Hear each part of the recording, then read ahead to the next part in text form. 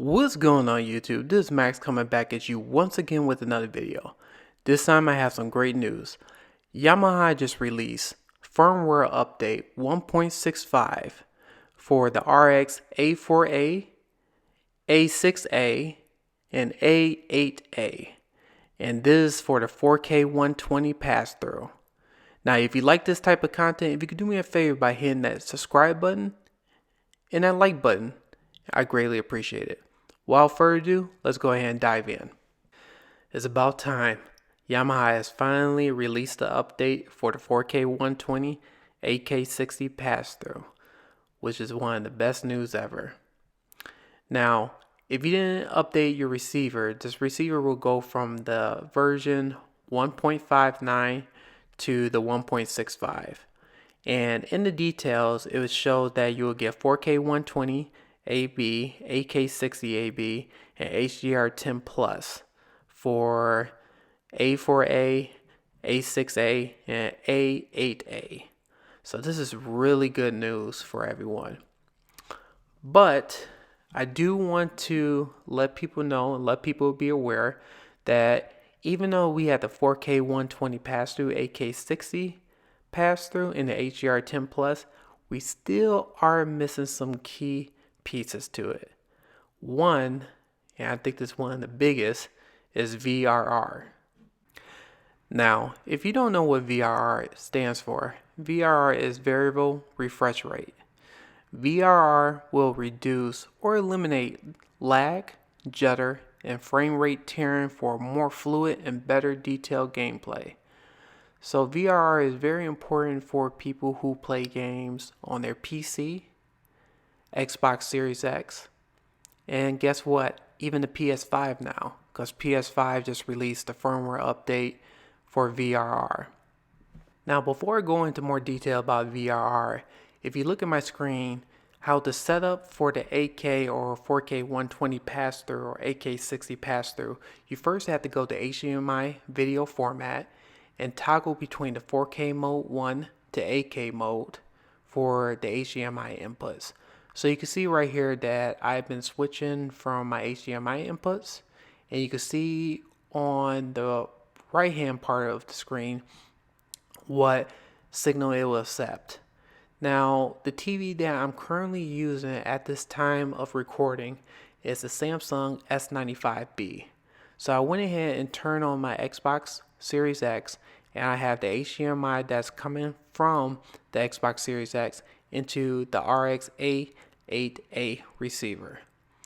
So right now I'm about to go ahead and enable game mode for this just to show how it works. And everything is loading up as we speak. But one thing I do want to let people know, whoever has a Samsung or even an LG TV, I am able, well, Samsung specific, I am able to bring up the game mode, but unable to change the picture settings. And you also can see at the bottom right, I have VRR as off. But the good news is I am able to get 4K 120, and I'm able to get it in HDR. So I just want people to be wary about that, as in if you have a Samsung TV, even the LG TVs, where they have the game mode. Now going to the settings just to prove that, if I go to general 4K details, you can see that I have everything enabled except for Dolby Vision, of course, because the fact is that it's a Samsung TV, they don't support Dolby Vision. If you looked at general video modes, you can also see that VRR is disabled. So here I'm going to on-screen options and see that I have 4K 120 pass-through. You see it at SDR right now because I'm on the home screen, but I'm about to go ahead and show some little bit of gameplay footage just to give people an idea of how it works if you plan on connecting your Xbox through the Yamaha receivers.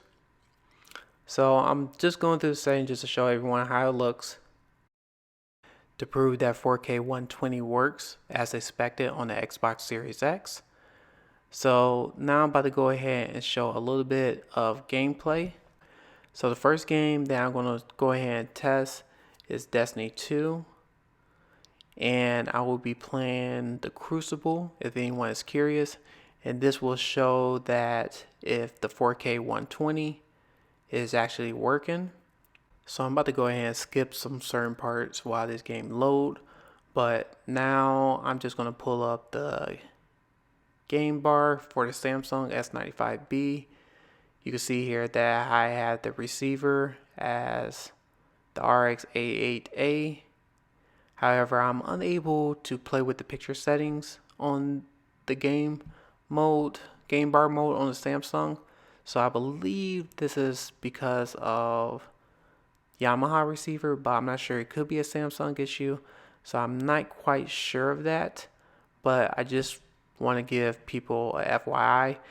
And what I'm also going to show too is when I disconnect the HDMI that's running to my Xbox from the receiver to the TV, just to prove that once you disable it and then put it to the TV, the picture settings works.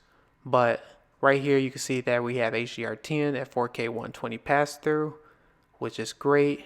I'm playing, but you don't see that VRR is enabled, which is okay because it does say that in the firmware release notes that will come at a later time. But the good news is we finally have 4K 120, so people should be happy with that. So the next thing I'm going to go ahead and do is switch the HDMI cords out, just so if I have the HDMI plugged up from the Xbox Series X to the TV, then you can see that the picture settings are enabled, and you also see that VRR is working. So we know right then and there that the receiver is not accepting VR at the moment. And going back to the picture mode, this is only specifically on the game mode for Samsung and even LG. So you can see that I could go through different picture settings on there. Now, if you're going through regular picture settings that's outside of game mode, you are able to do. So I could do dynamic, standard, movie, filmmaker mode. But for the game mode purposes, I'm unable to access those picture settings. So you can see right now on the Samsung menu, you can see I'm able to access that. The next thing that I'm going to show going from the picture settings is showing the Xbox Series X settings. So for my specific setup on the Samsung S95B, if I have the Xbox Series X connected to the TV using one of the HDMI inputs, you can see in the video mode that VRR is enabled. And you can see that what my settings can do compared to what the Yamaha receiver can do. So I'm about to go ahead and switch to the PlayStation 5 just to give everyone an idea. So I have it currently connected from the PS5 to the receiver, and in my setting you can see VRR is disabled. If I try to enable it, it will simply say that the TV don't accept the signal.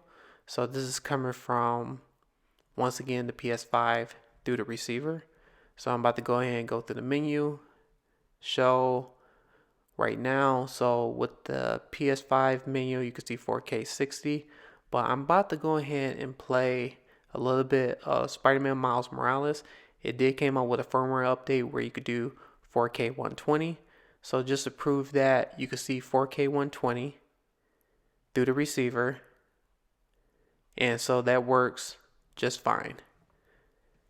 The next thing that I'm going to show is, besides the PlayStation 5, I'm going to show HDR10 Plus movies on my Panasonic UB820, and just to show that it also works as well. So I'm only going to show a short clip because of copyrighted reasons, but you can see on the screen that HDR10 Plus does work. So it's a really good thing if you have a Samsung TV, or I believe even Panasonic or Philips that supports HDR10 Plus. So those are it's really good news. And you can see on the menu that you see HDR10 Plus is enabled. So that's great news. Now, going back to the other things that we are missing from Yamaha is, besides VRR, which I talked about extensively, we missing ALLM, QMS, and QFT features. So those are the things that we're missing, but at this time of this recording, great job Yamaha for coming out with this firmware update.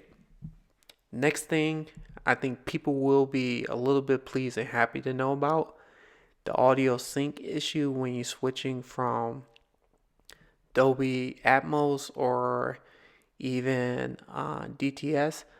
I'm not having that audio delay issue like I had previously. It may be just a second, even maybe less than that, depending on the content. So I played a couple Apple TV movies and I don't have that audio delay like I did before. But when I went and played a little bit of Netflix films, I did have a little bit of delay, but it was nothing extensive like 2, 3, 4 seconds time. It was probably just maybe 1 or maybe the most 2 seconds.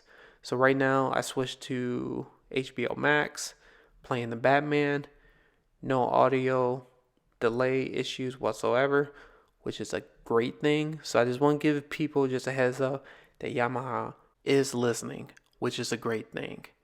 But let me know what your thoughts are on the latest firmware update. Do you think it's good, bad, or indifferent? Please let me know what you think in the comments. If you could do me a favor by hitting that like button and the subscribe button, I greatly appreciate it. Until next time, I'll see everyone on the next video. Take care. Have a good one. Bye.